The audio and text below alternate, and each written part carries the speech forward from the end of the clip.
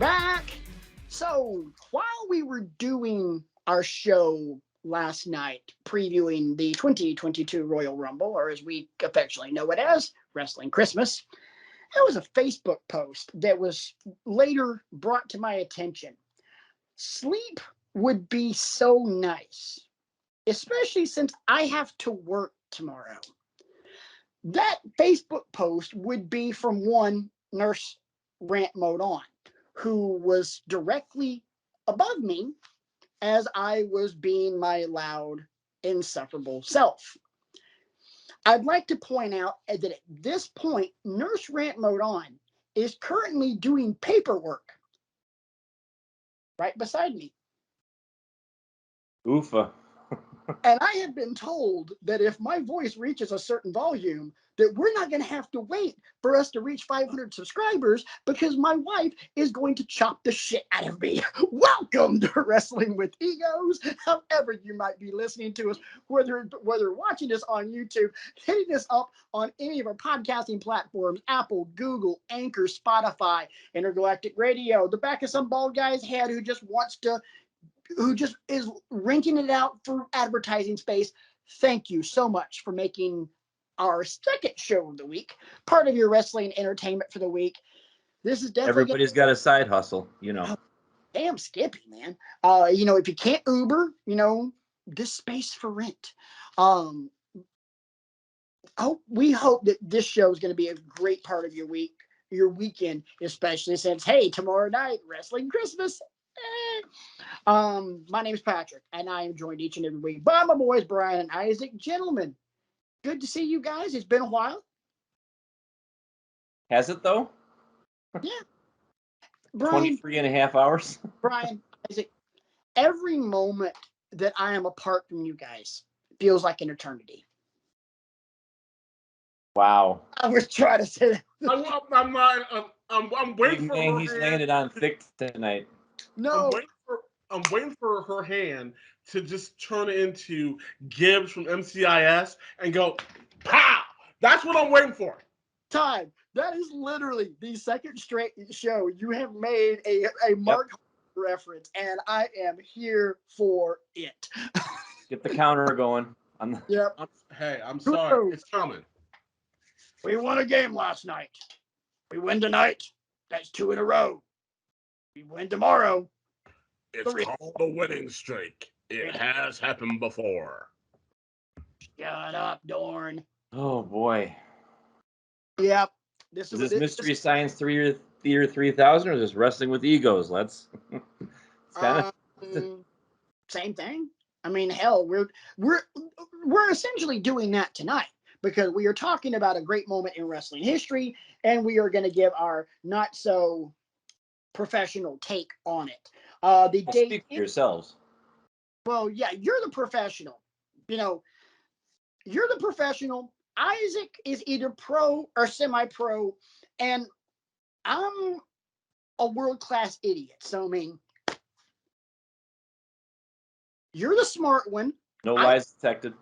You're the smart one. Isaac's the sensible one, and there's a reason this show is called Wrestling with Egos. Anyway, tonight we are talking about WCW Monday Nitro, July 6th, 1998. A moment in wrestling history that is on that grand timeline of professional wrestling when Goldberg beat Hollywood Hogan to become the WCW Heavyweight Champion, extending his winning streak to 108. Thank you.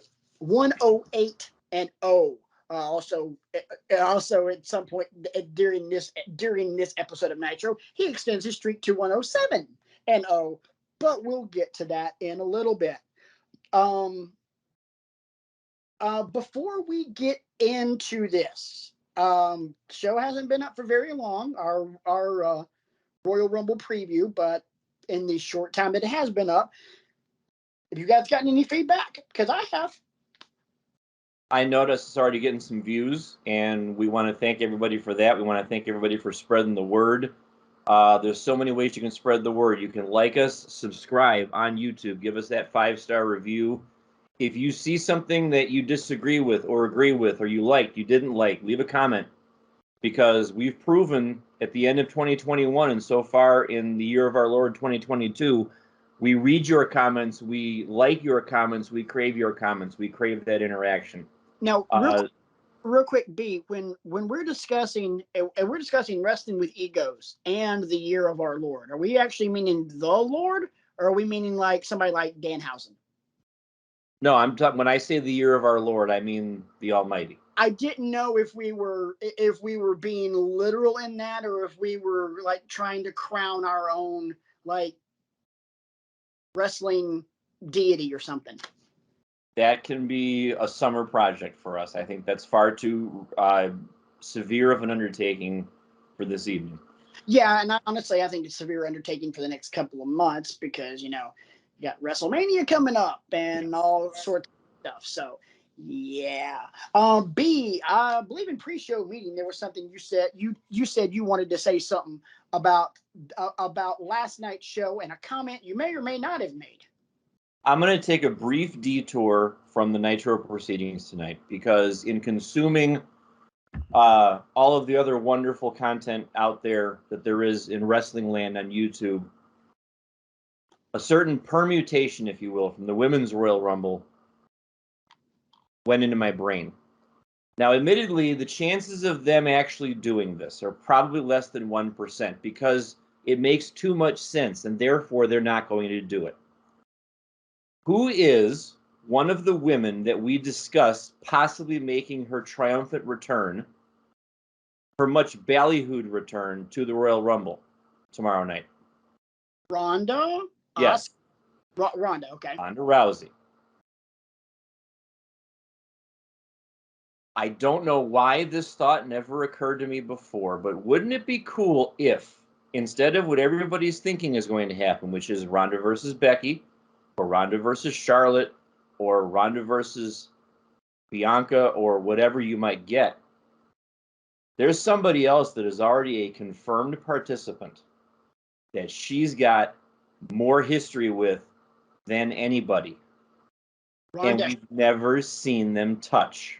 Ronda Shayna? Yes. And if you gave me that, and I'm not saying either one of them has to win, if you gave me that, if you spun them off into a program, you've given me two things that I love about the women's division. I crave depth and I crave storyline. Imagine the story those two could tell if you gave them microphones and you gave them 20 minutes each week. Well, first off, I would not want to give Ronda a microphone because God almighty, her mic work is about as great as red velvet in the ring. Then let's work on it. I mean, I know you want to hide the negatives. I get that that's a tried and true strategy in wrestling. But my counter argument to that is don't make it a negative anymore. Right. Okay, Ronda, you're back. You're here. Let's sit you down with, and I'm trying to think of who they would sit her down with because Road Dogg's gone. There's only one person. Paul Heyman, obvious. Yes. Let's sit you down for 20 minutes every other day with Paulie, and let's talk about how to make a concise argument of what you want to say. But imagine what those two could say to each other. Oh yeah. And I think Shayna would have the biggest beef between them. Oh yeah, I mean that right. Shayna could say, "I've been here putting the work in. You flit in whenever you want to pop a rating, or whenever you want to get YouTube hits or Google search hits or whatever. I've been here putting in work." Not even that. I mean, you could easily just make it a lot more simplistic than that. It was supposed to be about this. Mm-hmm. I was about to say that. And it became about this. I like that even better. That writes itself right there. I'm here. Isaac, get in there. Now, as you just put up that with Ronda and Shayna, remember at the end of the match a couple years back, Ronda had beaten our friend Sasha Banks, and Sasha waited around a couple minutes to look at her and flash up this. Now, the four horsewomen from MMA versus the four horsewomen from wrestling. Done. Ship has sailed.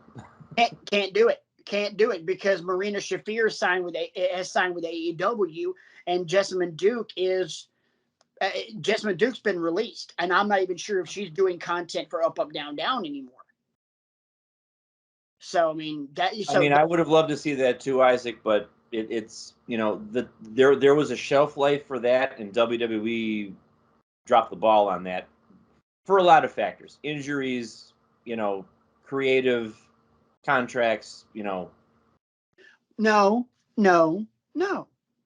One reason and one reason only. Budget cuts. Yeah, but before that, I would argue that there was a time to do it, and they could never make it work. Right. But I was sitting there early this afternoon, when I got home from school, and the idea popped into my head, and I thought to myself, it's something we've never seen before, and it doesn't really involve the Holy Trinity or the Holy Grail of all these women that it's always Charlotte, it's always Becky, it's always Bayley, it's always Sasha. Shayna's been overdue for a push. Shayna can go in the ring, and we know that in bursts, we know what Ronda's capable of too. So, can I jump in on something? And sure. This is me on purpose trying to argue with you. You really are stuck on this idea of pushing Shayna. They're not going to.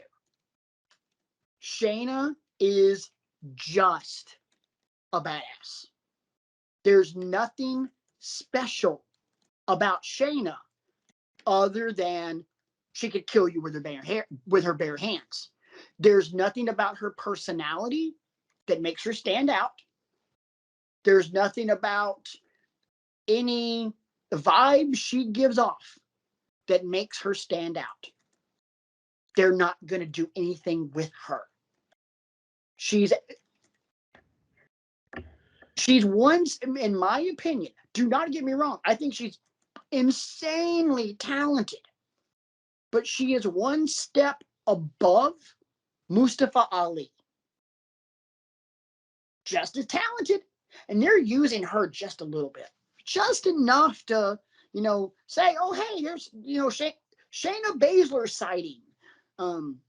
Much like there was Chris Lemke sightings on Dynamite on Wednesday.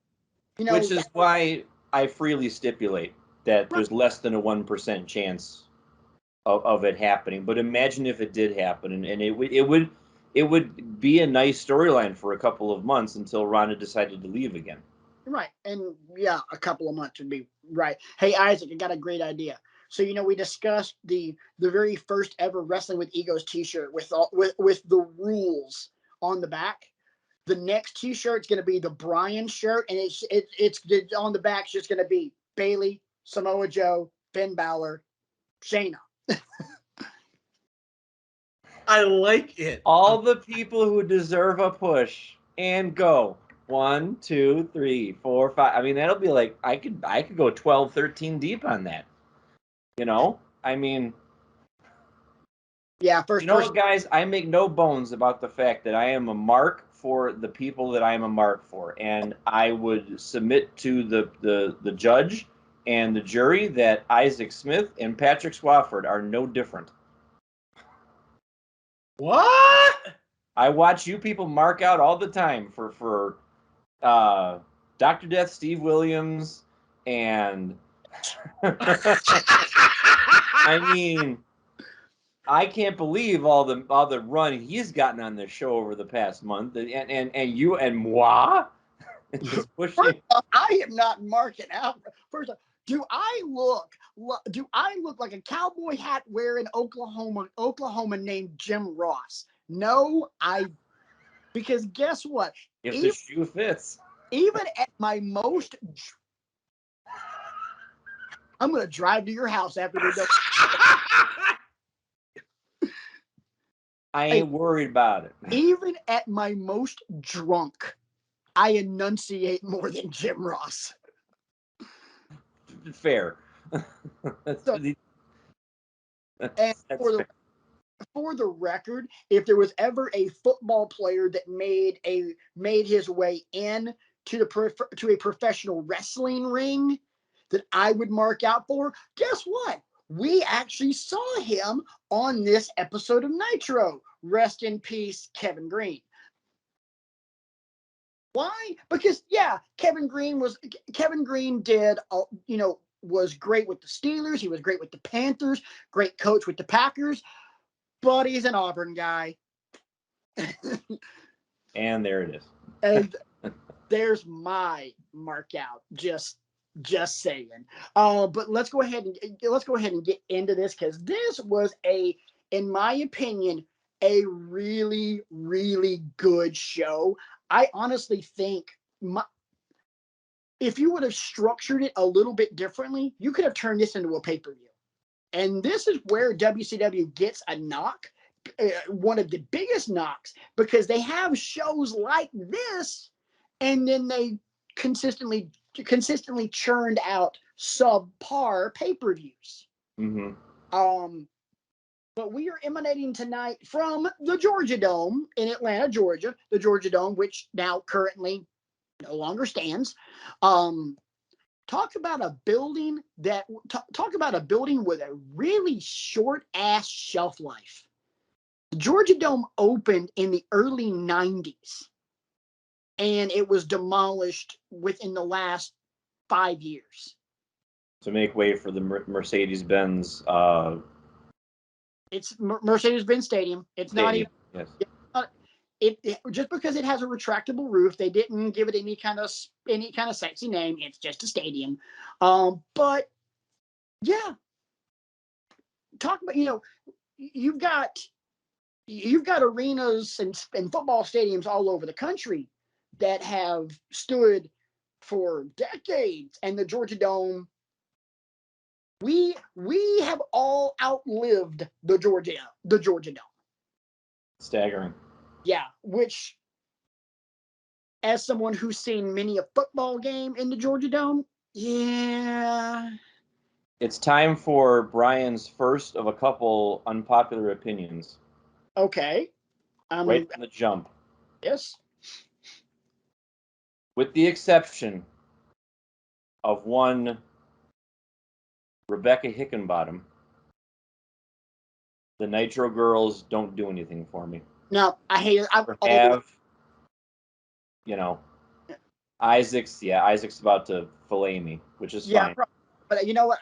I'll jump on before Isaac jumps in and starts and goes all Summer Rae defensive on your ass. On this one, I'll jump in with you on that one. And just like I always look, the Nitro girls were built for the demographic that we were all in circa 1988. Okay, yeah, a lot of them were really pretty, but okay, the whole dancing thing, like, you know what? Bring on the guys wrestling in their underwear. Let's go. I will say they came out, and I'm like, the Nitro girls. One of the Nitro girls, and I think her stage name was AC Jazz, blonde, really curly hair. She and I have something in common. Graduates of Jacksonville State University. Oh, that's good on you. Fear the beat, bitch. Isaac, Okay. I believe you're upset with Mr. Kriego because he disparaged the good name of the Nitro girls. Do you need a Renton hoodie?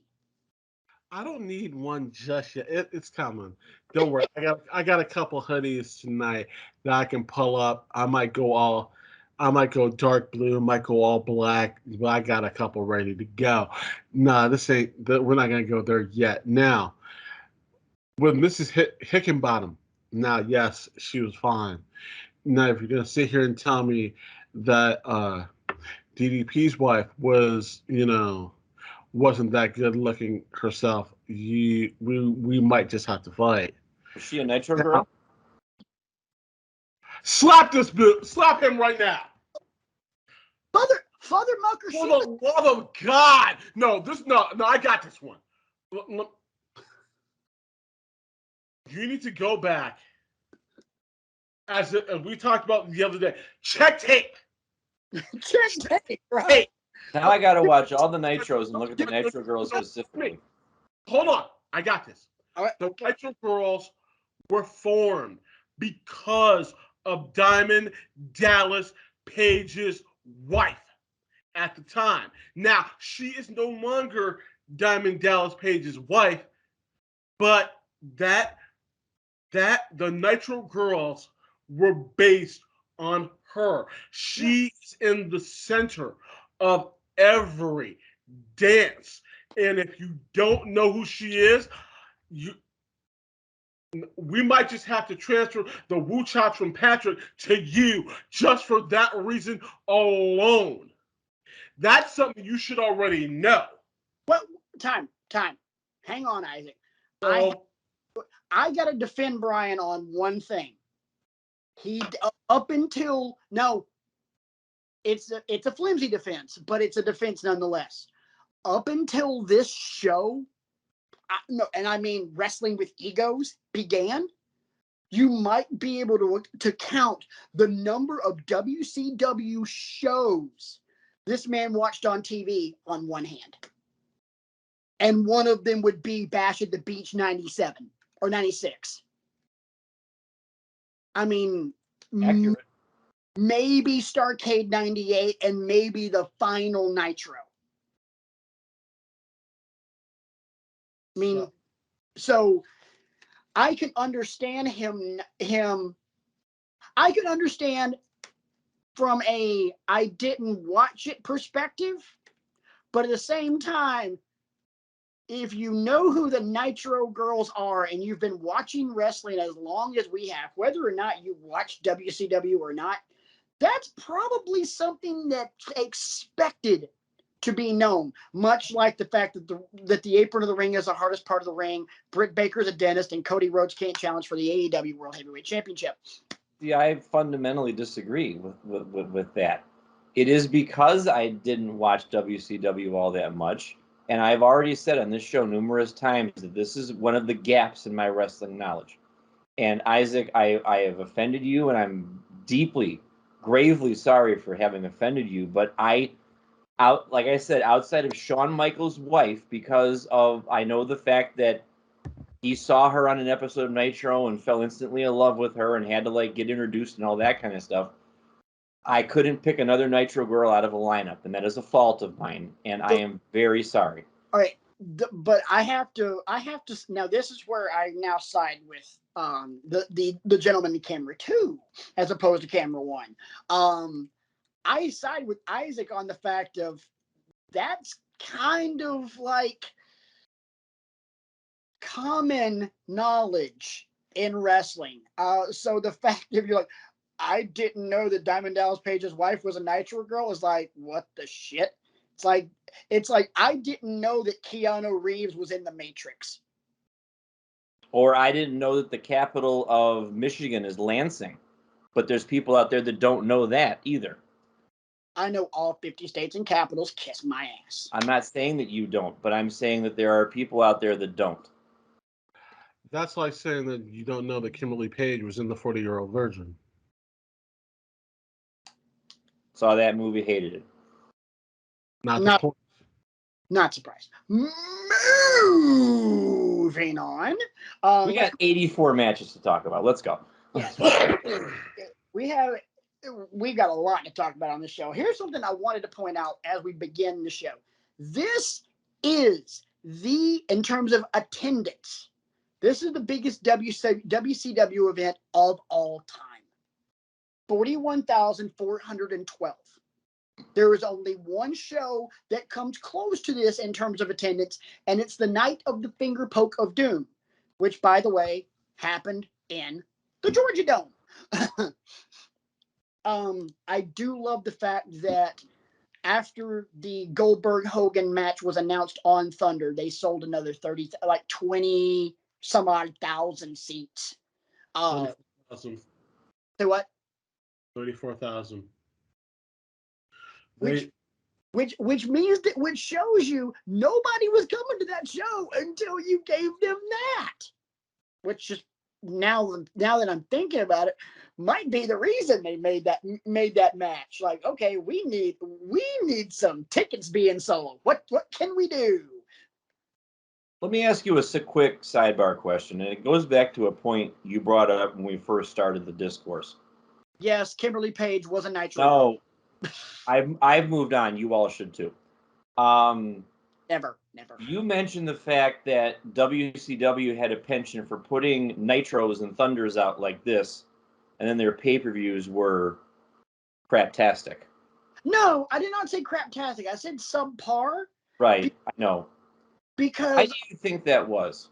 What was the was this the point where egos were running amok with creative control, or had that not really? I got 7 letters for you. RATINGS. And that's right, because all Bischoff said, he's on record as saying all he cared about was beating Raw in the ratings every week. Not just that. WWF was a wrestling company, sports entertainment company. WCW was a television company. They were a television product. Okay. They were owned by a television network. And TBS. TBS. TNT, TBS, yeah. All of Turner. Especially when pre-merger, especially, which is where this is. Everything about WCW was ratings driven. Okay. Their pay-per-view buy rates, though, that was gravy on the mashed potatoes as far as they were concerned. That's why a lot of their pay-per-views had really wonky finishes. That's why a lot of their pay-per-views ended up being very nonsensical. But don't get me wrong. Nitro had plenty of jacked up finishes. You know, Tony Schiavone screaming to the top of his lungs, "Fans, we gotta go!" as Sting's in the middle of the ring with a baseball bat beating up anybody with a freaking pulse. Every week. Every damn week. But that's what it was. It was ratings. And from Bischoff up was ratings, ad dollars, ratings, all of that matters. And is that why you also saw so much product placement and cross promotion and stuff like hello, mug root beer, NASCAR? Yeah. Okay. Now that makes a lot more sense to me than it did before. I would say one thing about WCW, and where no matter how you tell the story of the Monday Night Wars, from an advertising marketing aspect, WCW made WWF their bitch.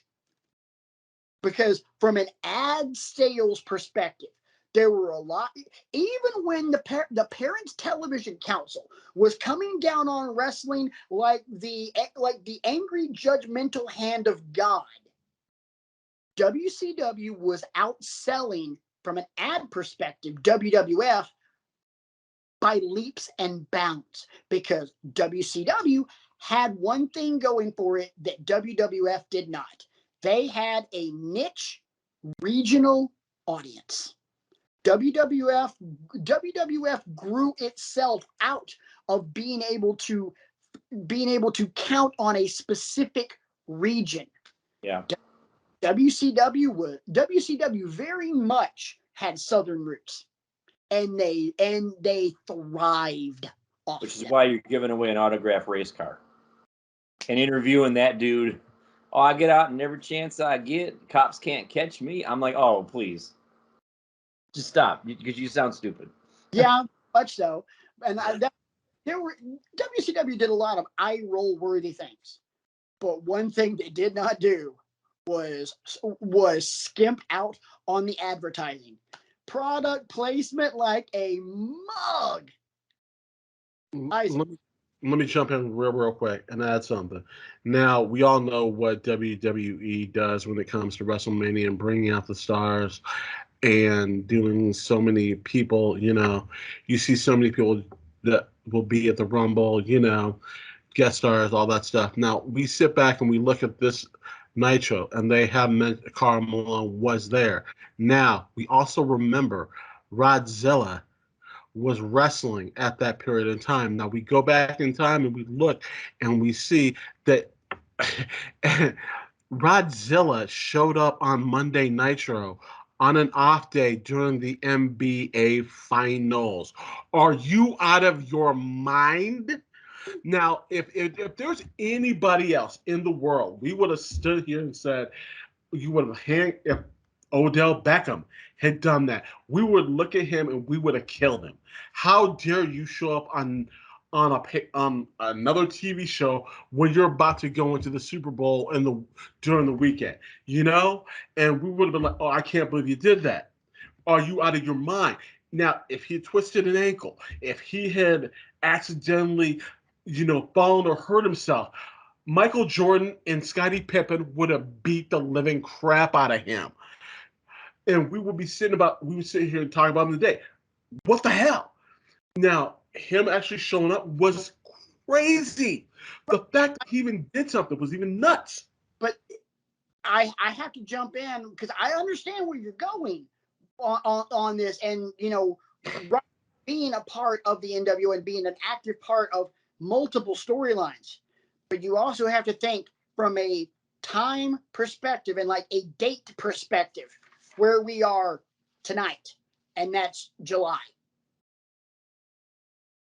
So the idea of Rodman and Karl Malone getting ready to collide in that tag match that's happening at the end of the week at Bash at the Beach that year, that was off season.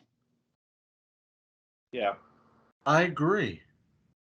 I totally agree. I get where you're going on that in terms of, Rodman famously basically being called out by Jordan because he was back and forth between practice and Monday Nitro and everything else.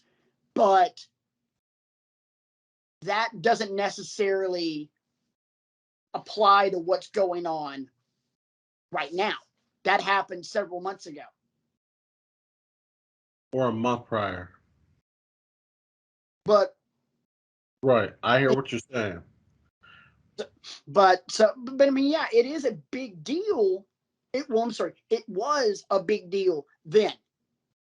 You're now looking at a month and a half, 2 months down the road. Rodman and the Bulls beat the Jazz.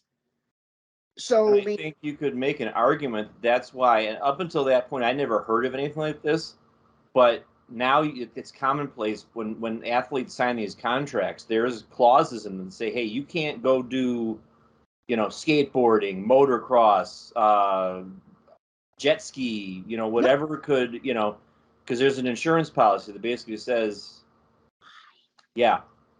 Because I remember all the furor over,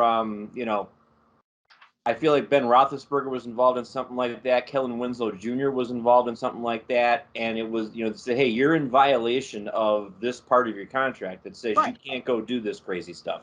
Because you have to think, July 6, 1998, there's a pay-per-view at the end of the week in which you are going to have 3 professional athletes from other sports wrestling on this pay-per-view.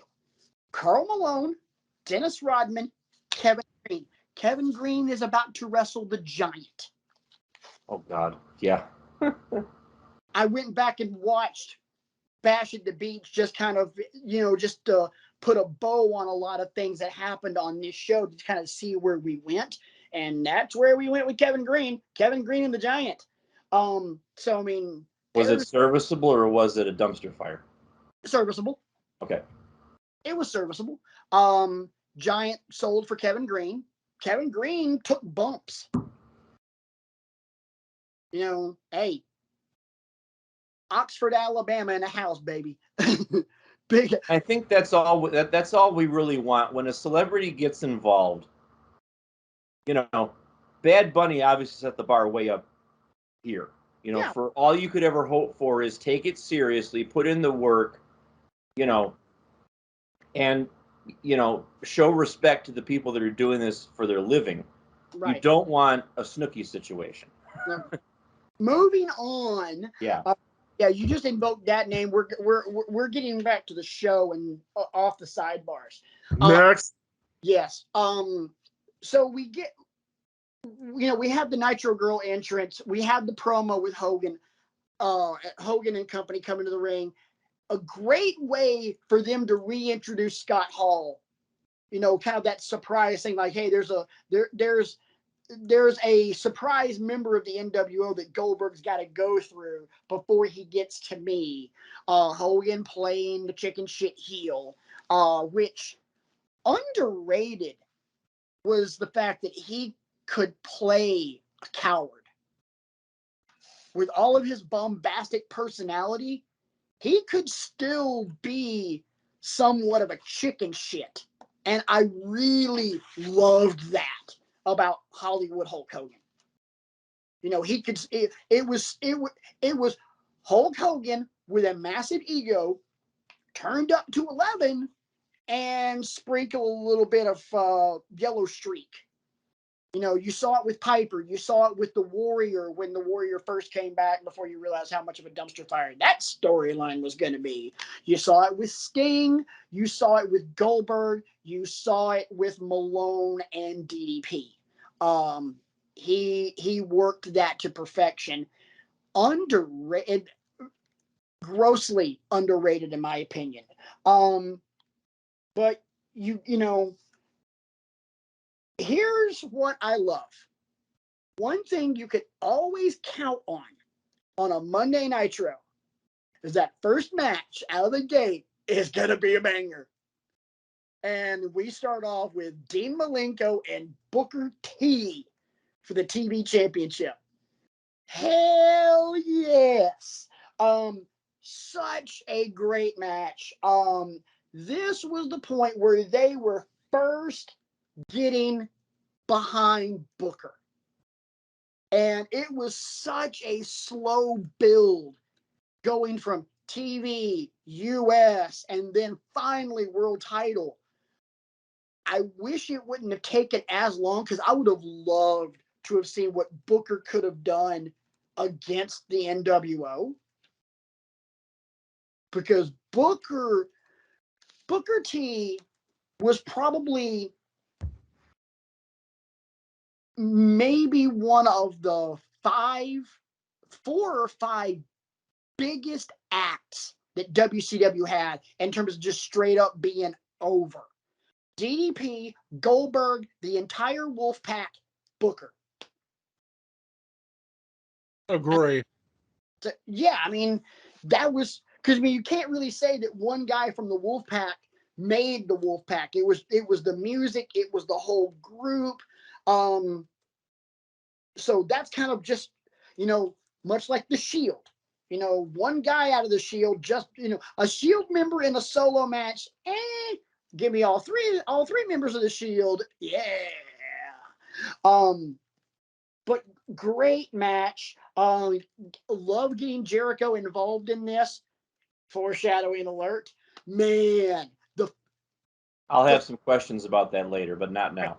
The fluidity in that, going from that to how later on you would get Jericho and Malenko face to face in the ring with JJ, and the stipulation of if either one of you come to blows, the match at Bash of the Beach is off and you're suspended.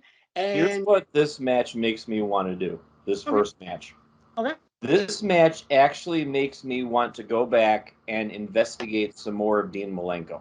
Yes. Because he is a guy who, if you're like me and all you know is what he was when he came into WWE with the rest of the Radicals, then I'm obviously missing out. You're missing out. He's the man of 1,000 holds for a reason. It's not just a cute little skit for Jericho to have. There's some substance behind all of that. Isaac, 30 seconds, and it's all yours. All you need to do to start is find Dean Malenko versus Rey Mysterio in any WCW venue. Pay-per-view, Raw, pay-per-view, Nitro, doesn't matter. I know I've seen, I forget what event it was at. I feel like it was it might have been one of the homework assignments that we did last year or the year before, where a match of theirs popped up on it, or that was the homework. I think there's one from Halloween Havoc. I can't remember what year. That might be it. But yeah, there's plenty of Dean versus Ray. There's plenty of Dean versus Ultimo. There's plenty of Dean versus Eddie. Isaac. You really need to go back and double check on Dean Malenko. And there's one specific match that I remember from Starrcade, I think it was 97. Dean Malenko versus Eddie Guerrero. Holy shiznit! You want to see some fantastic wrestling? That's it right there. That's a master class in and of itself with two guys that were banging at the top of their game. If you watch Dean Malenko versus Benoit, oh my God. You know, anyone in the cruiserweight division at that time. I'm talking Psychosis. I'm talking, Juventud Guerrero. And I'm not using Juventud as a punchline. Juventud could go. We all know. I'm not disparaging the name of Juventud Guerrero at all. That boy was bad. And the combination of what you had at that point in time, you had Jericho, Rey Mysterio, Dean Malenko, Benoit, Psychosis. You had all those guys at one point in time in WCW. I'm not going to mention the park. We're not going to sit here and do this. But that ain't the point. This is what I'm sitting here talking about. But here's what I'm talking. Those guys could go like no other. And the fact that they didn't highlight them as they did and give them a platform, you saw what Jericho could do later. Trust and believe. They carried that show. Go. Mother F***, don't you dare disparage the good name of La Parka. No. I marked out for La Parka so much it wasn't even funny. Dude, me and my friends, I've told you guys a story 1,000 times. It'd always be me and my friends hanging out at my buddy Matt's house because Matt had the cable splitter hooked up and we'd have Raw and Nitro going simultaneously. Anytime we heard La Parka's music, because it was always that really, really fast-paced guitar, he'd come out with the chair and he'd play electric guitar on the chair, and then he would do the, hop around on one foot, do the whole spin, and then like shake his knees together. Dude, we popped for that so freaking hard. It wasn't even funny. Oh my God. I will not allow you to say anything bad about La Parka, even though as far as what he could do in the ring wasn't nearly as good as hell everybody else in the cruiserweight division. We popped for La Parka. Let me say this. Everyone had their part. La Parka had his part. It was big. It was good. It was funny. And it was great at the time. Even the one night that DDP dressed up as La Parka and got Scott Hall. And we can go back and you can watch it. But this is what I mean. Isaac, you might remember this. Last sidebar, and then we're gonna get back into the show. Do you remember? All right, WWF was doing the whole Kai and Tai thing, where when they would cut their promos, it was dubbed in English, and then Funaki would always end with "Indeed." You remember that? Right. You remember what they were doing with La Parka at that time? They did the same. They did something similar. La Parka had the mask, covered his entire face. You couldn't see anything move. He'd put the mic up to his face, and you heard this voice, very, very soulful. Definitely did not sound like a guy that was born south of the border. Sounded more like a guy that might be friends with, say, someone like Ludacris or Montel Jordan or someone like, or Drake. And I remember specifically one specific promo the voice that was behind La Parka was talking, blah, blah, blah, blah, blah. Because at the end of the day, it's all about the one foe, one foe. One for me and one for my homie. Oh my God. Oh my God. When I heard that, I remember not being able to breathe because I was laughing so hard. It was just freaking glorious. They had some great stuff. They had some wonderful, great stuff that they were doing. They had some wonderful, great matches on WCW on TV, which you could have put on pay-per-view, and they gave it away for free. Right. They gave away television company. That's why. But let's go ahead and get back into this. The next match, Raven and Canyon. Dude, both of these guys were so good. This was still when Raven was Raven. And Canyon, even though I've never really been a big fan of Canyon, because as they always talked about him being an innovator of offense, and I'm like, no, dude, you ripped off Tommy Dreamer. I just got done watching Hulu. My version of Hulu has actually released the next 6 episodes of Dark Side of the Ring. So I'm getting caught up on that. And one of the last ones that I watched recently was the Canyon episode. Right. And it's heartbreaking. I learned a few things that I did not know. Very heartbreaking. But great match. And then you get Saturn involved in that. So for me, just the fact that we get through this and the action is still just, good match after good match after good match. We're not getting a Red Velvet and a Layla Hirsch right in the middle of the damn show. Quick question about Raven. Okay. They kept mentioning the flock. Yes. How big was the flock? Who were some of the key players involved in the flock? No.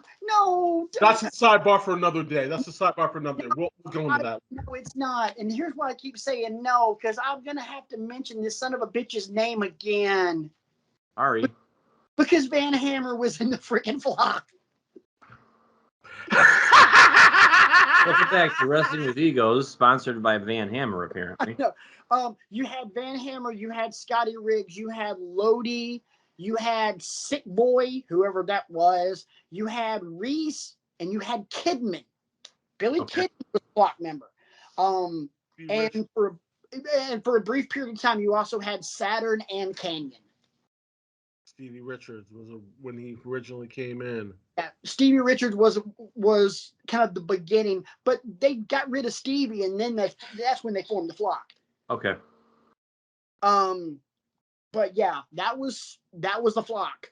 And with Raven's set of rules that he had in his contract, where it was, Raven's rules in every match Raven was in was a no DQ match, then the flock would always get involved.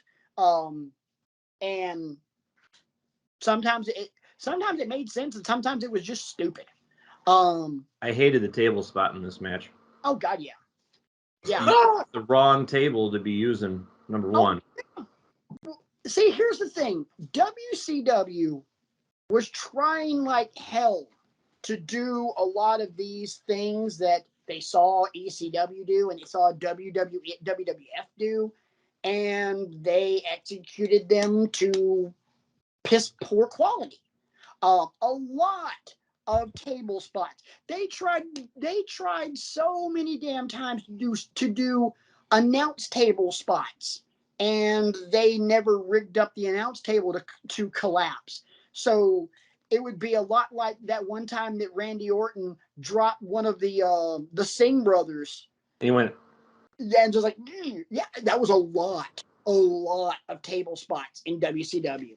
As soon as he pulled the table off from underneath the ring, I'm like, no, not that kind of a table. The only time they ever got table spots right was Public Enemy. Because they have. That was the only thing they had. That was their whole gimmick. Was we put people through tables. and dance really, really badly. Look, and don't get me wrong, we've all established my hardcore love for the Atlanta Braves, but my God, those yellow Braves jerseys, good God.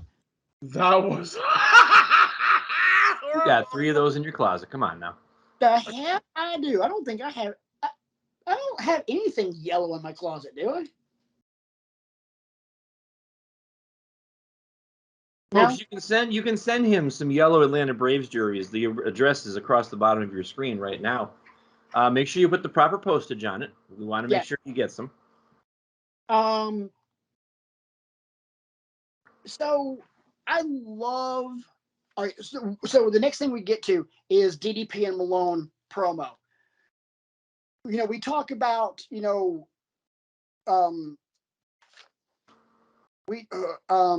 God, who was it we were talking about him being over earlier? God, I completely blanked. Booker T. Yes, Booker T. Yeah. Okay. Booker T was on that list of people that were massively over. DDP was at the top of that list. I went to several Nitros. I went to several Thunders. Anytime that music that sounded a hell of a lot like Smells Like Teen Spirit by Nirvana, anytime that would play, my God, what a pop. What Smells Like Teen Spirit? Oh, yeah, it pretty much was. I mean, it was half of WCW's music was ripped off of something. Jericho's music was ripped off of Even Flow by Pearl Jam. Jericho's you're not going to hear it watching it on Peacock because they've changed the music and everything else. But if you go back and find crap on YouTube, Chris Jericho's WCW music sounded a whole lot like Even Flow. DDP's music sounded a whole lot like Smells Like Teen Spirit. Raven's sounded a whole lot like Come As You Are by Nirvana. 10 is one of my favorite albums of all time. So that's 10 is a great album. Even though Pearl Jam, of the 4 Seattle grunge bands, they're number 4 on my list, but 10 is still an 8. Number 1 on mine. I still have a soft spot for Alice in Chains. Moving on. But you bring in DDP and Malone, and here's the one thing, with a few exceptions, and we've talked about this on the show before, I've never really been a huge fan of celebrities getting involved in the ring because more often than not, it's really, really bad. We mentioned one name earlier. A couple of other names would be, say, Jay Leno, Mm-hmm. And people like that. Malone dove headfirst into this. Malone took it hella seriously, and everybody else was willing to let Malone look good. Malone body slammed Hogan multiple times. Malone, if I'm not mistaken, hits a diamond cutter on somebody. I can't remember who it was. But isn't that how he ran off perfect in the main event? Yes, it was. Yes, it was. I was gonna say. Yeah, it was. But Malone feeding off DDP in this promo was perfect. DDP literally was just practically feeding him the line, and Malone just flowed right into it.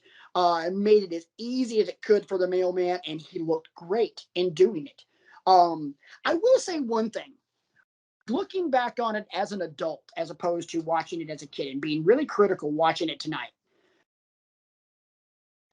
when we were all in real time in '98 watching the NBA Finals, Malone, from my perspective, I always looked at Malone like, oh my God, that guy's a freaking monster. That guy's huge. And standing next to DDP, he doesn't look huge. Oh, he does. And Paige was, DDP was not necessarily a big guy in wrestling either. He wasn't a big dude, and Malone looked small. I'm like, did Malone cut weight? Isaac. Let me jump in here real quick. I see what you're saying, and I agree. Remember, Malone was tall as hell. He was like 6'8", whatever. But he was cut like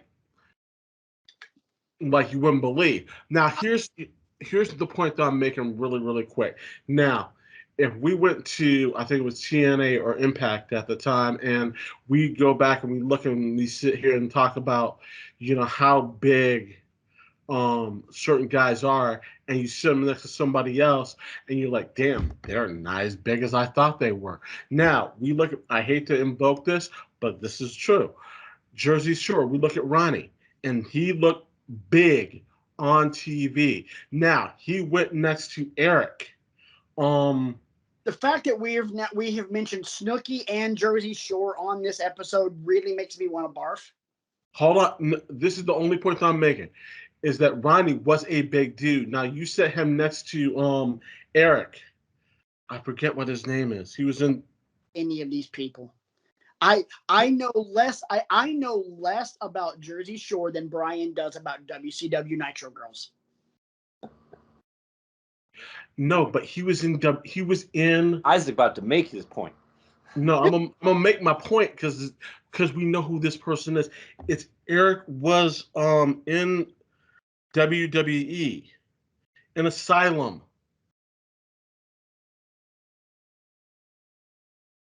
Blonde hair. It'll come back to me. But he stood next to him, and he looked like he was like in a child's diaper. Okay. I will get the name. Okay. Okay, but the point I was making was, when you look at Malone in a basketball perspective, he's a juggernaut. And then you compare him to a professional wrestler that's not necessarily viewed as a juggernaut, and Malone looks smaller. But with physique-wise, yeah, Malone was shredded. But from a size perspective, I'm like, Malone looks a little small standing there next to DDP. So perspective. To be fair too, this is '98. You're getting into the baggy jersey, baggy shorts era. Yeah, this is true. This isn't Larry Bird and Magic coming out with the itty bitty shorts. Oh God, oh my God. Yeah. There's just can't unsee. One thing I did like in this, and Brian, I'm pretty sure that there's going to have to be some context handed your way in this. We get the interview with Buff Bagwell and the very first appearance of the legend that is Judy Bagwell. And Buff's in a wheelchair in a neck brace, and it's his first appearance from an injury. Brian, do you know what the injury was? I was going to my question. Is it legit injury or is this a storyline injury? Very legit. Because so this was 6 years ago. I'm going back to the other stuff when he was that at Super Bowl? It had to be Super Bowl. Where he was with Eric Watts versus the Hollywood Blondes, and the commentators were talking him up like, Alexander Bagwell is going to be the next big thing, and we got high hopes for him. Right. What did his lineage been like? Was he repackaged a lot? Was he? No. He was Marcus Alexander Bagwell, and he had those different ideations from his different tag teams that we've discussed. Him and Scorpio, him and Scotty Riggs, him and the Patriot when they were Stars and Stripes, all of those. And then he was an American male, and then became buff and joined the NWO. He is an NWO member, and on an episode of WCW Saturday Night, he was in a one-on-one match with Rick Steiner. Steiner at the time was finishing with a top rope bulldog. Like the guy would be standing in the ring, and Steiner would jump off and bulldog him. Buff it about as poorly as you could. Kind of took it like Kofi took that RKO that one time when Randy Orton called him stupid. No. And Buff did not leave the ring on his own power. Okay. No, it was a hella legit injury because at that point in time, people did not think we'd ever see him in the ring again. Let alone walk again. Right. Because go back and watch this episode of Nitro. His music hits and his mom's wheeling him out. That is a genuine pop. I made a note of that. I'm like, I guess, again, my incomplete knowledge of WCW, I thought Buff was always reviled. Oh, he was. But here's two things. Number one, he's coming back from a hella ugly injury, much like that one time Triple H came back in the Garden from when he tore his quad the first time. He was a heel when he left, but oh my God, he's coming back and we didn't expect it. Hell yes, this is awesome. One, he's making an appearance after he almost died. Two, he's in his hometown. So it's a Katsuyori Shibata pop, is what you're saying. Very much so. Very much so. And this was definitely feel good stuff. This would, what we didn't know moving the clock ahead a little bit. What we didn't know is Buff was actually already cleared, and this was all set up to get Rick Steiner. Okay. Buffs are at this point in time. Buff is already cleared, and they're doing a slow build to more or less Buff and Scott jumping Rick. Isaac, what you got? Okay, now the person I can remember, it was Eric Young. Oh, that was standing next to Ronnie from Jersey Shore, and Eric Young. You sure are you? So, no, look, I'm just making my point, and I'm done. Eric Young made Ronnie look like he was, like a child. And Eric Young is not as big as we think he is, but compared to him, he's huge. Absolutely. I just figured it out. You know how Patrick's got rant mode on, right? You know how I got study sessions with Brian. I just come up with your thing. We're gonna go through the lineage of Jersey Shore with Isaac. I am not editing any of that. It's content, baby. Direct to YouTube. I don't need no edits. Let's go. Episode 1, JWoww. Book it. I know who she is. Oh. Anyway. You need to know. I promise there will be no more Jersey Shore references from me. We can't say the same thing about the guy. And what kind of sweater is that again? It's a gray cable knit sweater. Cable knit sweater. Okay. Anyway, it comes when it comes. That's what we do. Moving right along, we get Jericho and Ultimo Dragon. Yeah. Thank you. The only thing I don't like about it is this match did not last long because Dean Malenko got in the ring and started beating the piss out of Jericho and tearing his hair out. You skipped something. What did I skip? I want to talk about Scott Putski. Moving on. That's fine.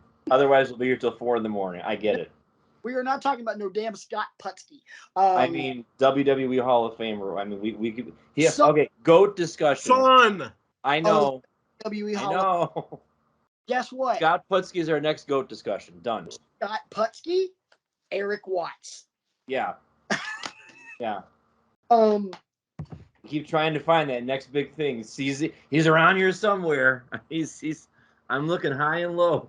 So next match we get after more Nitro Girls is we get Chavo Guerrero Jr. and Johnny Swinger. Chavo's playing the crazy gimmick. Go, Brian.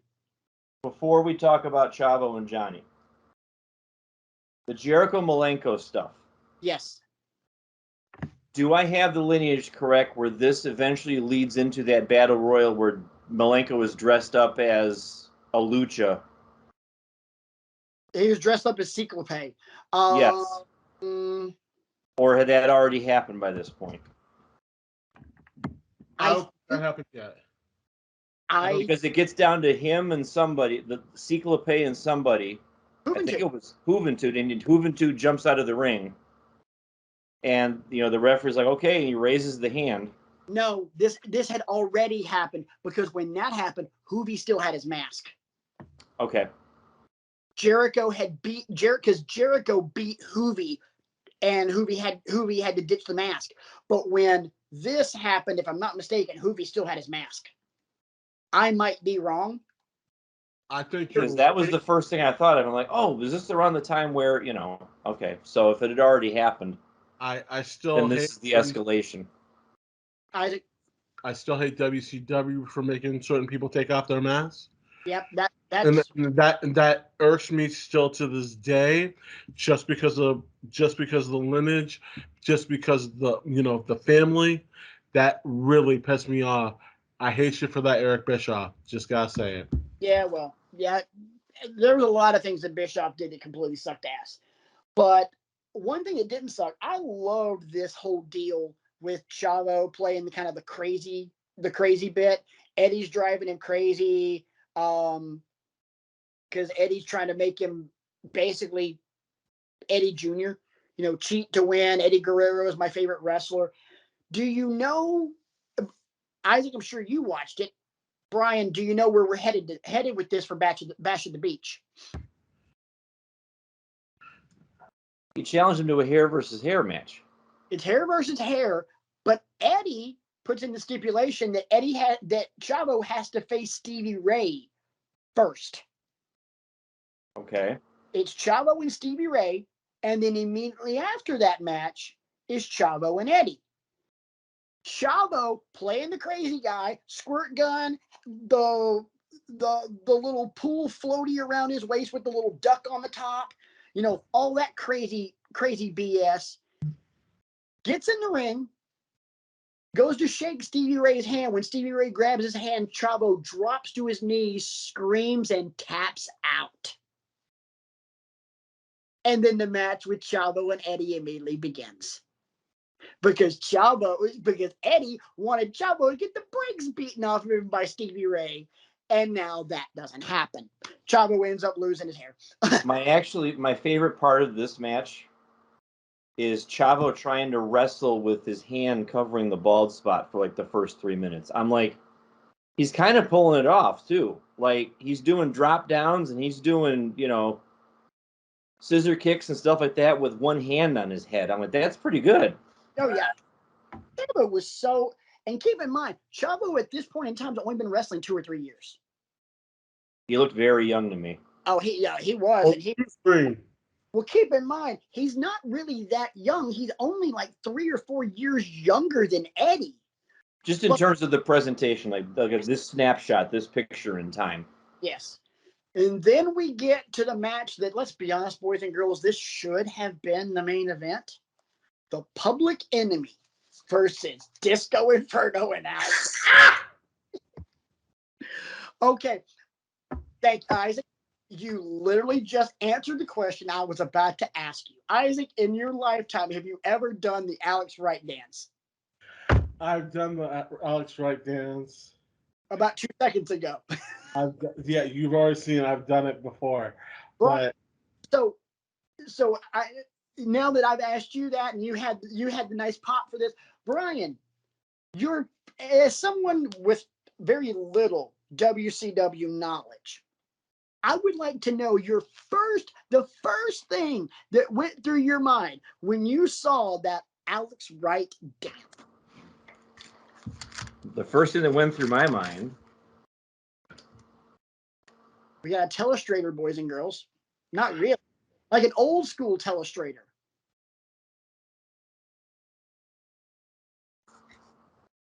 This better be good. This better be good. Who booked this crap?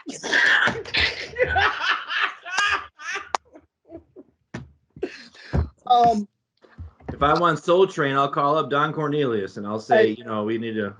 I'm just saying that's about to get cut and put in the intro for the show. That is totally going in the show, damn it.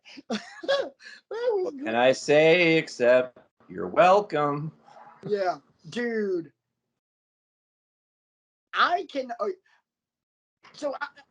Isaac, back to the, I want to have a quick me and you on this one as far as Alex Wright and Disco Inferno. Who were you more likely to dance like when these two dingle dorks are coming to the ring? Were you more of the Disco Fever, or were you more of the whatever in God's name that dance Alex Wright was doing was? I was neither of those crap pieces. Oh, I was not doing this all day. No, I wasn't doing all that. Bullshit. I am calling hardcore bullshit. Everybody was doing something. Everyone's got their go-to dance. Now, buddy of mine's dance is the Ed Lover dance. Now, he can do it fast, slow, but no, I ain't doing that. About Ed Lover, we're talking about Alex Wright, Disco Inferno. Which one were you more apt to go? Neither. Well, clearly Alex Wright, because you did it just a minute ago. You know, there's video. Disco Inferno a minute ago too. That's not the point. Hey, I have no problem going back to the video replay as we saw last night. I will do it. I won't hesitate doing it. Don't make me do it. I'm just saying. Why WCW is out of business. No, there's lots of other. That's one of the many reasons why they're out of business. Yeah, and honestly, if you were going to make the list of reasons that WCW went out of business, Alex Wright's stupid ass dance pretty far. Let's even make the list. No, it pretty much way down the list. Then again, reason number one, arm bar. I knew it was coming at some point tonight.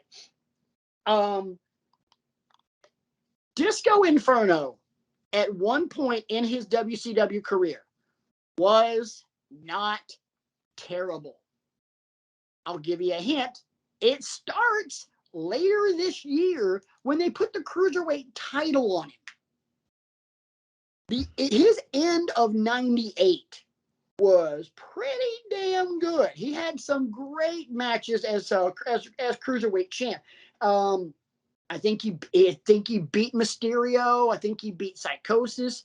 He beat the Cajun weight champion of the world, Lash LaRue. What's up, buddy?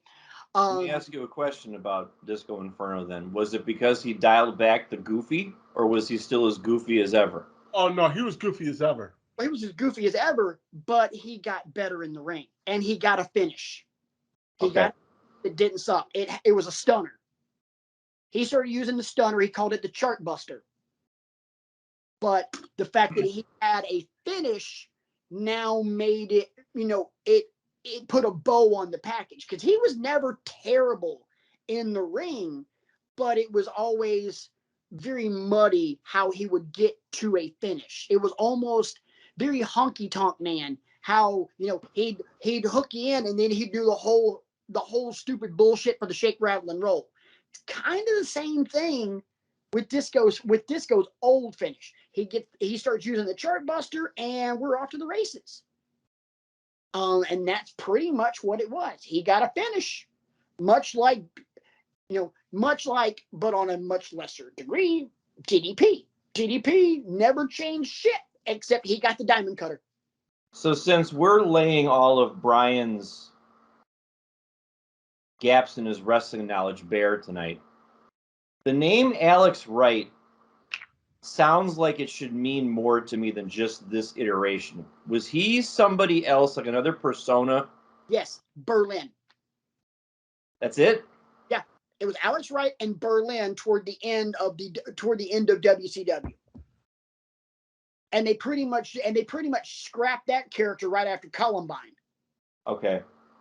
Because the name flashed on the screen, and I'm like, this guy was somebody else, and I should have Wikipedia'd it, but I didn't, and I just figured I would ask you guys. But he was Berlin. That was it. Maybe then I must be thinking of somebody else. He was Berlin, and if he would have instead of being German, he would have been Native American. His tribe name would have been Sitting Duck.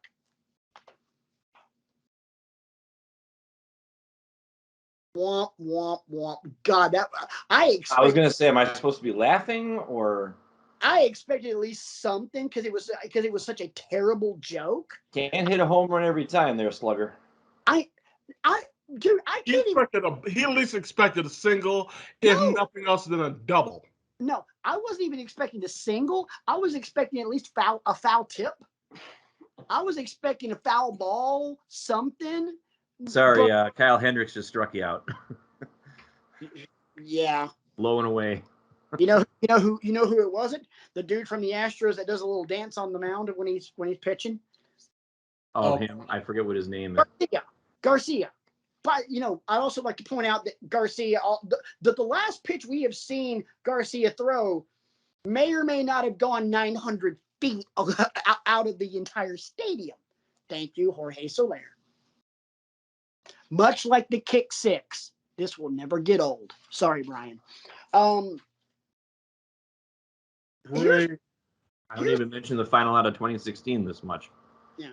Here's that I did not like about this show. The fact that number one, we kept going back to all of these monumental wins that Goldberg had. We saw his 25th win. We saw his 50th win. We saw him beat Raven for the U.S. title. We see him backstage doing push-ups. We see him backstage headbutting a locker, which I always thought was the dumbest effing thing ever. Because how many times do you ever see him make his entrance through with all the security and crap, and he's bleeding right from the forehead? This underscores and this might be another unpopular opinion, or maybe you two might agree with me. It seems like every time, and again, this might be, Patrick, like you said earlier in the show, this might be them being a TV company first. I feel like every time I've watched a WCW pay-per-view, they are selling the current in-ring action short, trying to hype the main event. Now, maybe, yes, WWE does this to an extent. Not as bad as WCW. Right. But if I happen to be watching a match between, I'm just going to pick two random guys. Like, let's say we have Ricochet versus AJ Styles in the semi-main. Darn well they're not going to talk about Seth Rollins versus Roman Reigns while Ricochet and AJ Styles are doing work right in front of you. Let me jump in. And a pay-per-view with Dean Malenko and Rey Mysterio Jr. in the ring. They couldn't stop talking about the freaking NWO. Right. They ignored 90% of that match, which, by the way, was the match at Halloween Havoc that we've talked about, where Dean hits the gut buster from the top rope. Magic's going on right in front of your eyes, and all you can talk about is what's going to happen with Hulk Hogan and what's going to happen with. No, they did it. They in the journalism world, it's called burying the lead. And they buried the lead on so many matches, especially your openers. My God in heaven. I mean, you've got Shivani, you've got Zbyszko, you've got Heenan, and they're all talking about this. And meanwhile, poor old dumbass Mike Tenay's ass is trying to get any kind of lucha libre match over because he knows what the shit he's talking about. I think that's what. Oh, I'm sorry, Eric. Go ahead. Isaac, go ahead. Fantastic with what they were doing, and these were master classes, and all they kept doing was hyping the big match. And you're like, dude, do you see what these guys are doing? Do you see how hard they're working? But no, you have to sit here and hype somebody else that ain't gonna do nothing. And I think that's what rings hollow the most for me is that, there's a great quality match happening right in front of you. Let's just stick to the action, and the main event will come. And trust me, we're not going to forget about Hogan versus Sting. We're not going to forget about Sting versus Bret Hart. We're not going to forget about whomever. You don't have to tell us 80 times. Dude, at this point in this show, hang on, where are we again? We are on your number one trusted source for wrestling news and views, Wrestling with Egos. Thank you for joining us. That's we're on Dingledorp. we're not even talking about Goldberg versus this mystery opponent. Right. At this point. We're jumping the shark and we're already getting to Goldberg Hogan as if it's a foregone conclusion, which by the way they're talking about it, I don't care if it's the reincarnation of Bruno Sam, even though Bruno Sammartino wasn't dead at this point. I don't care if it's getting Bruno Sammartino back from a time machine and putting him in his prime against Goldberg. It's a foregone conclusion the way they're talking about it. I'm like, oh, well, I might as well not pay attention until Hogan comes out because that's when it's going to freaking matter. And they were guilty of it. Oh, so many times. I mean, it wasn't even, they talked more about the main event than anything else over the course of the show, with a few exceptions. DDP hits the ring, they're talking about DDP. Doesn't matter who DDP's in the ring with, including Jim Neidhart, who he was in the ring with tonight. Wolfpack, they're talking about the Wolfpack, but they're also talking about the Black and White at the same time. But all roads lead back to the NWO. That's all they talked about. Talking about, in the real sports world, you talk about fans having other teams living rent free in their heads. This was definitely one of those things where, if you're looking at it from a real perspective, the NWO lived rent free in those announcers' heads all the time. And when the NWO was first starting, I thought it was great because you had Bischoff and you had Shivani and Zbyszko and Heenan and Tenay looking over their shoulders. We don't know where these guys are coming. They've been known to come disrupt the broadcast position. So we got to keep our heads on a swivel. At this point, it's just, oh, well, Hogan and Goldberg. But Goldberg's got to get through this other guy to get to Hogan, and we don't know who the other guy is. For all I know, you could be bringing us Shawn Michaels. You could be bringing us. Bret Hart was already in. Bret Hart was already in WCW at this point. You could be giving us Goldberg and Bret Hart. Yeah. But we don't know who it is. You give us Scott Hall, and like, oh crap. But by that time, it was already a foregone conclusion. Let me jump in real quick. Remember, Scott Hall was out for a couple months prior to him showing up at this Monday Nitro, so no one knew, no one had seen him in a very long time. Hence him being the mystery guy, and Hogan at the beginning of the show saying, he's an NWO brother. We haven't seen him in a while, but he's definitely one of us. Well, if you're paying attention to what all things going on in WCW, you kind of figured it out right off the bat. Like, oh, well, we haven't seen Scott Hall in a hot minute. It's probably him. So we get to that Goldberg Scott Hall match, and as would be with any main NWO match, you get the big gigantic schmoz, because that's all it ever was. NWO matches were carbon copy, just NCR paper, 3-part, just here. NWO guy gets his butt kicked. Here comes 50 guys, and it's one of two things: the babyface is going to fend them all off and get the win, or he's going to get dropped. And with Goldberg, of course, you could bring out the 82nd Airborne at this point, and Goldberg's going to kick the crap out of all of them. Right. Again, I hated this because, like I said earlier, at this point, I already knew this was a foregone conclusion. But I do want to skip ahead because there's so many other things going on. We had the Giant and Jim Duggan, which we're not going to talk about. We had a great match between Psychosis and Hovie. Dude, Isaac, I don't know about you, but in real time, I loved me some Psychosis. One of my top favorite luchadors. Oh, yeah. Of all the guys from the cruiserweight division of all time from WCW, Psychosis was Psychosis is probably in my top 3 of just guys I loved watching. Probably him, Ray, and I'd probably say Eddie. I can agree with that.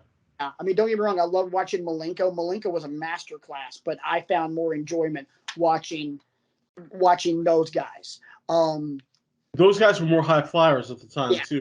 Malenko was more of a mat wrestler. He always has been. And don't get me wrong, he is a master at it. But he was not that big of a high flyer. You know, you had the Juventud Guerreros. You had Eddie that could do it. You had Ray that could do it. You had, you had all these guys that could, but, he just wasn't one of them. Before we move on with this, Hovie gets the win with the 450, which was just Hovie's 450 was sick, just tight 450. B, let me ask you this: as someone who's watching this and getting your WCW knowledge expanded, you're watching a match like this. You gave it the chef's kiss earlier.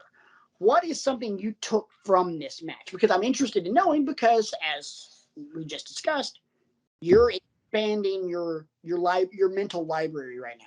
Here's the thing about lucha matches that doesn't matter where they are, whether they were WCW, whether it's Ray in WWE, whether it's watching Penta and Ray Phoenix in AEW. Not to say that other wrestlers don't do this, but the amount of trust that you have to have as a lucha, because lucha carries with it some techniques, some skill sets, that if you're not invested to the nth degree, things could go horribly wrong. Very much so. The degree of difficulty gets amped up because more often than not, you're probably wearing a mask. So in some cases, a very ornate mask. Looking at you, Jushin Thunder Liger. Oh. No, I'm saying that as a compliment. I mean, I still don't understand how you can wrestle in something like that. Me neither. But and you, props to you, sir, for doing that. You know me, I'm a Liger mark, so I was like, whoa. Yeah, whoa. no, I'm just, and some of the other, guys like Agia, the mask that he used to wear and stuff like that. But, and again, it just goes back to underscore my point from before. Can we just shut up for 5 minutes about frickin' Hulk Hogan? Hulk's gonna be there. And that if you're gonna say what's your biggest bone to pick about WCW, you've had me watch about 4 or 5 of these now in a pretty protracted period, about a 3-month period. And that's the common thread, is that you've got poetry happening right in front of you, and all you can talk about is your meal ticket. Why not have more than one meal ticket? So that's my takeaway from this lucha match is I want to see more of this. I don't want to see the dancing. I don't want to see the the product placement, and I don't want to see, and I guess I'm just approaching it from, this is my WWE-ness coming through. Yeah. Because that's what I grew up and cut my teeth on, and that's what I got back into when I started going to college and watching it again. I went back to WWE. I did not, maybe I would have felt a little bit different if I had been watching, Nitro or both of them, but I'm looking at it now through a critical lens and saying, you've got all these guys and girls on your payroll. Yeah. Treat them with some respect. Call the match you're seeing in front of you.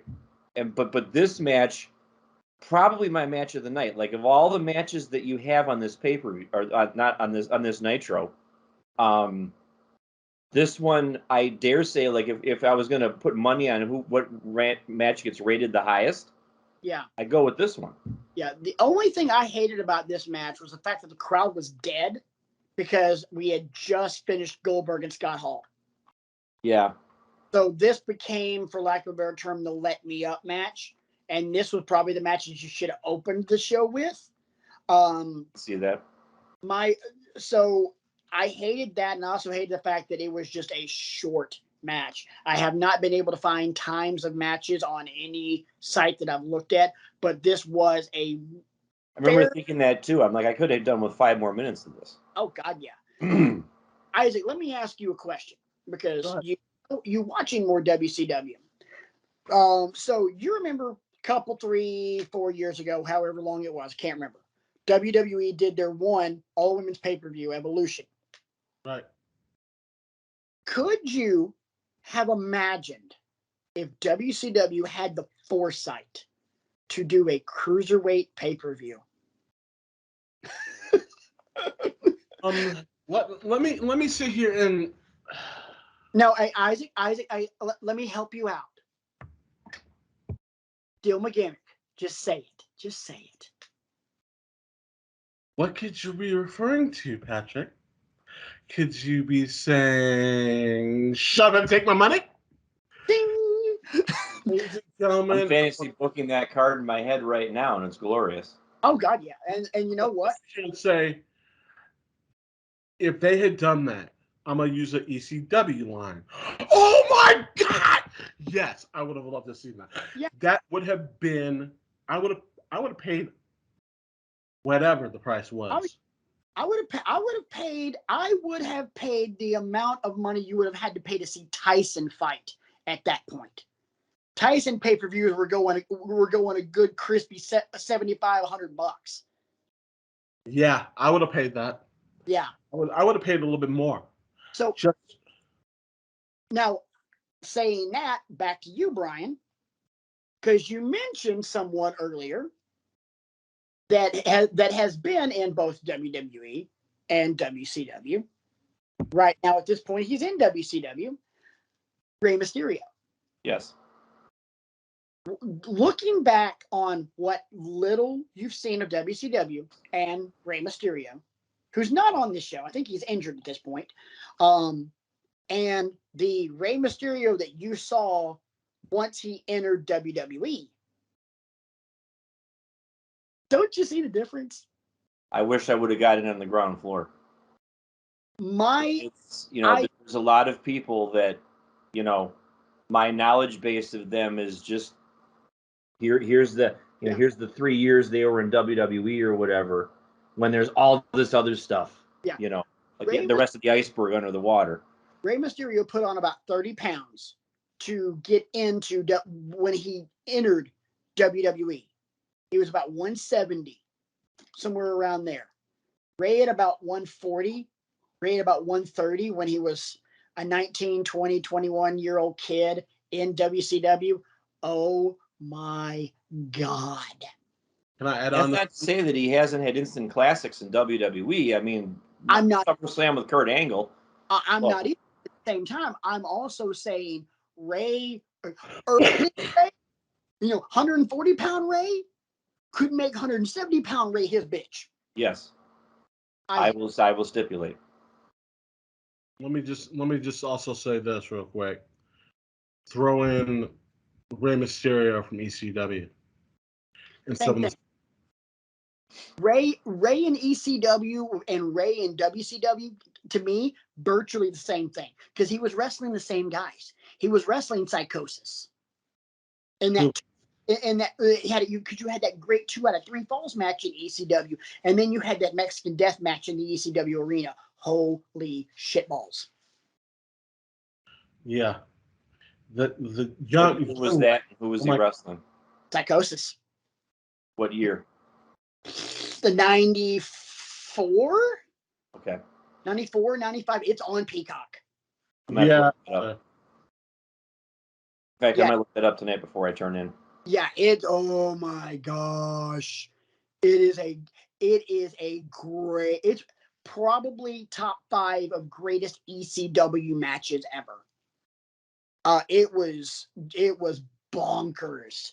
Let's go ahead and move on though, because there's so much to talk about. One thing before we get into Sting and Hogan. I'm sorry. Hogan and Goldberg. I saw Sting on here, and we are going to talk about the Wolfpack. Two things I just want to point out. One, wow, the Wolfpack was over like crazy, even to the point where Jason Giambi, when he was a member of the Cleveland Indians, that was his plate music. I hated Sting in the red and black face paint. It looked stupid as shit. I loved him in the red and the Wolfpack. Hated it. Loved it. Hated it. B, what we've talked a lot tonight about the black and white. We've talked a lot about Hogan. We talked about Hall. I think this might have been the first time that you were actually truly exposed to the Wolfpack.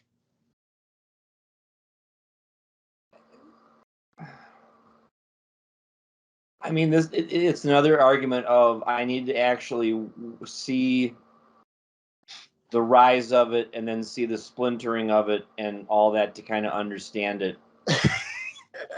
I think Isaac and I are about to go in the exact same place. There was no splintering. There was no splintering. It was a finger poke. Okay. The Wolfpack died on the night of the finger poke of doom. If you look back in the annals of history, when we look back at the NWO, the white and black, yes, they splintered themselves off a little bit, and then the Wolfpack was more happening, more everything. Oh my God, Conan coming out, Viva la Raza, I jump in real quick. I hated that. I love that. Hated it. I thought it was the dumb. To me, that was one of those I just got to get my shit in kind of things in WCW, and there were so many of them. And Brian loves to use this one all the time, and I hated this for the same reasons. You got to get your mic shit in. Hey, yo. The stupid Scott Hall survey.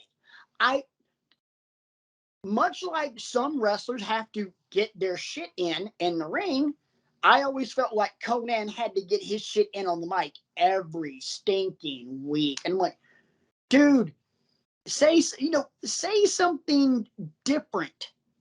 Because even for me, after a while, the Road Dogg doing the introductions for him for the New Age Outlaws wore thin on me because I'm like, it's the same thing. Enzo and Cass, same thing. You've got to get your verbal shit in. And Scott Steiner. Moving on. Exactly. Like, guys, don't do it. Just don't. No, because resist the temptation. not only is Scott Steiner having to get his shit in, Scott Steiner's verbal shit was shit. Just God awful. So anyway, we get to Hogan Goldberg. My God, the volume for not only Hogan's entrance, but Goldberg's second entrance. That was a crowd. That crowd was up and down the whole night until we get here, and that crowd went from 0 to 100 in a nanosecond. And I loved it. We talked a lot about when we talked WCW shows how crowds were dead or crowds were lukewarm. This crowd was all right until the main event, and then it was just freaking go time. I think this was the one where I finally appreciated the gravity of Goldberg's entrance. Oh God! Oh my God! This was like the beginning of when Goldberg's entrance became like this BMF kind of deal. The pyro alone that night. Oh my God! We already. Let's be honest. this was a foregone conclusion as soon as J.J. Dillon announced it on Thunder the week prior, that we knew Goldberg was going to beat Hogan. How do you not do this? So more or less, the guy was already anointed as it was. And then you get that pyro and you get that crowd reaction. And they are not piping in Goldberg chants for this one, boys and girls. It was 41,000 strong. And it was, and just full heat. Goldberg was anointed up on high just from the entrance alone. And then you get through the match and there's the give and take between Hogan and Goldberg. And then Goldberg starts to get the advantage. Bring in the NWO. Goldberg kicks the crap out of all of them. Hits the spear. He hit that spear. And first off, mad props to Bobby Heenan on this, because Bobby Heenan from the broadcast position starts marking out. Just like, being a complete fan. That's step one. Yeah. Well, being a fan and also being very, very much a company guy, because, he by rule has to be anti-NWO. But for everything that Bobby Heenan screwed up with, but here comes Hogan, but what side is he on? Bobby Heenan nails it with this, because he hits the spear. That's one part. Can he get him up? I'm like, Bobby Heenan set this one up beautifully. Goldberg gets Hogan up for that jackhammer, and that place is nuclear. And going back and watching it this week, I got a little bit of goosebumps on that one, because I was like, holy crap, I forgot just how insane that place went. I mean, for everything that we saw when Hogan turned and joined and the NWO was created at that Bash at the Beach, and the garbage being thrown around, that visceral hatred, this was the exact opposite. If you're really writing this and you want to truly put in a bow on this story, this match is the death of the NWO. Obviously it wasn't, right. But if you get it right, this is it. This is the death of the NWO. Hogan ends up being at a crossroads and either stays bad guy or goes back to the red and yellow, which you could have easily done there, much like they did with Hogan and after Hogan and Rock at WrestleMania 18. You could have easily done that. But if you're really writing the story, this should have been it right here. But at the same time, we also got DDP and Malone, and Hogan and Rodman, which wasn't terrible. Wasn't terrible. B, your thoughts about the match itself, crowd reaction, everything else, because again, expanding your knowledge. And then Isaac will get into you and your thoughts, because I'm sure you were watching this as it happened. Abso-freaking-lutely. Then we'll get to you last on that. So B, as you're watching it and getting prepped for tonight, what are you thinking about this match? Because this, as we've discussed on the show when we did the grand timeline of wrestling, this is a pin in that timeline. For this part of the evening, I put myself back in time. Like, if I was watching it, I know I would have been sick and tired of the NWO, like a lot of people were by this point. And I would have been praying to God for somebody to come along and finally give Hogan his comeuppance. And it would have been blatantly obvious to me that Goldberg was the guy. Yeah. And,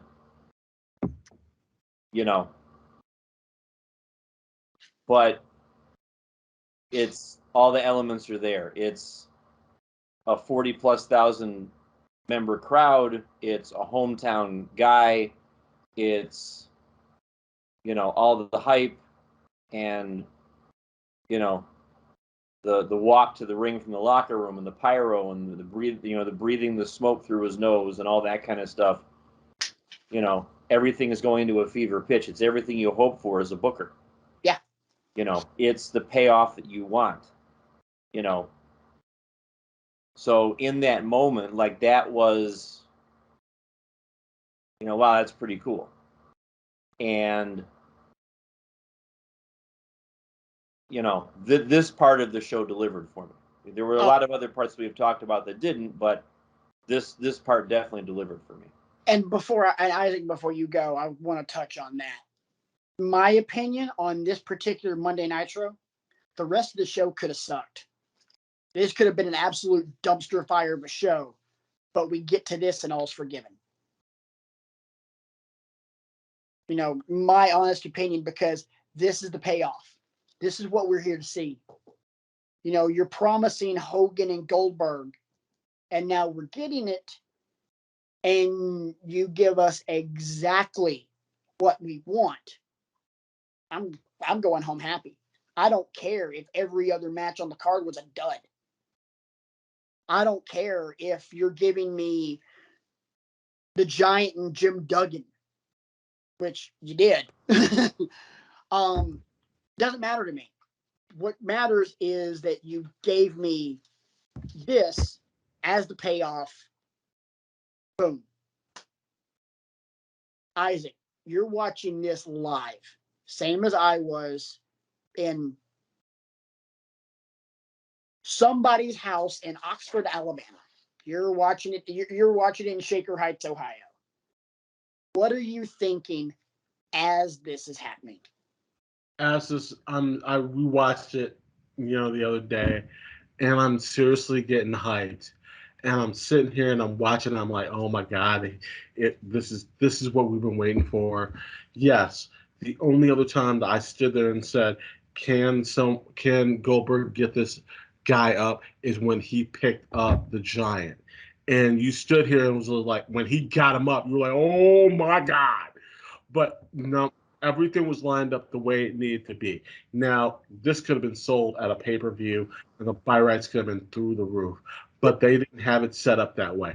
They had it set up just for the fact that it was in Atlanta.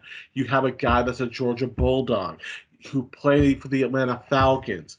That's his hometown. That's his home state.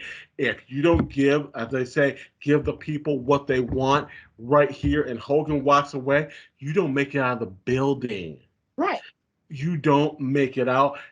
When the moment that he went up and you saw that crowd that really didn't even sit down for that entire match because they were so into it, you stood here when he dropped him, when he did that check, oh my God, it is over.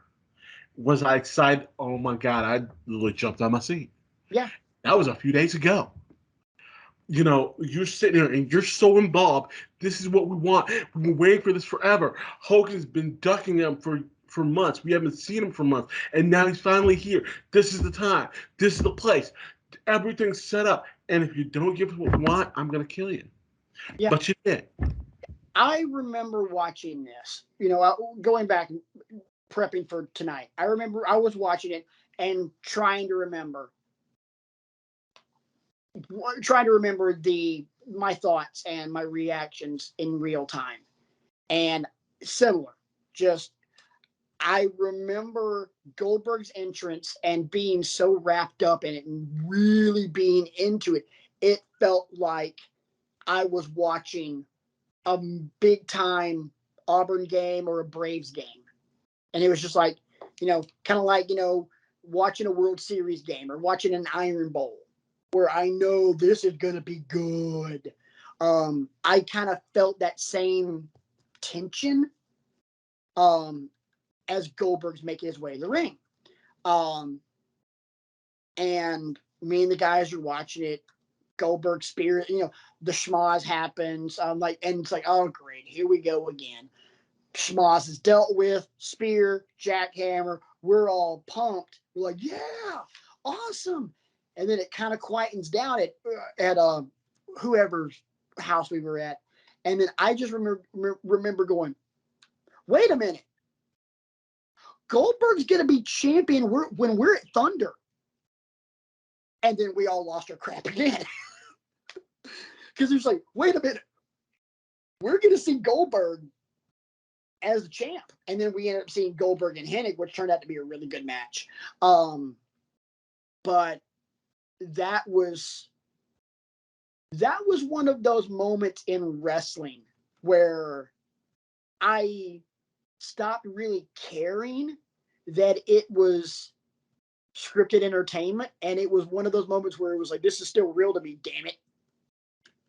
And for me, just that visceral reaction was one of the, you could file it in my file of this is why I love wrestling. Because that was like, all right, yeah, that kind of energy, it was good shit, pal. So, we get to this. Look, my honest opinion on this match, there were a lot of things that they could have done differently. I personally wouldn't have minded seeing Goldberg kind of turn the tables on Hogan and almost kind of Hulk up on Hogan. I wouldn't have minded seeing that, but at the same time, you might have, that might have made Hogan look bad, and we're never, that doesn't necessarily work for me, brother. But in terms of customer satisfaction, top marks. I might have booked it differently, but at the end of the day, we got what we wanted. So. Agreed. We all went home happy. Yeah, very much so. I've been looking all over the place trying to find a rating for this. If I'm not mistaken, I think this show did like a 7. I think, if I'm not mistaken, I want to say this show got an absolutely redonkulous Nielsen rating. I think I remember that. Yeah, I'll have to look back, and if I can find it before I edit the show, I'll put it in right here. But if memory serves correctly, this ended up being like one of the highest rated nitros of all time. It was already the highest, the largest. But the one thing I loved about this was that something to think about that really just popped into my head, and this would kind of be one of my last thoughts. This was almost the makeup for screwing up Starrcade. We're 7 months removed from them screwing the pooch on Hogan Sting. Yeah, that was pretty bad. Yeah, but this is like the closest we get to a makeup call. Ref throws a flag and it really shouldn't have been a flag, and they'll make it up to you later on in the game. This to me was kind of a makeup. Like, okay, we jacked up Hogan and Sting. We're not going to jack this one up. And then they would turn around and jack up the finger poke of doom a year later. According to something I just found, July 6, 1998, Nitro got a 4.9 composite. Still big.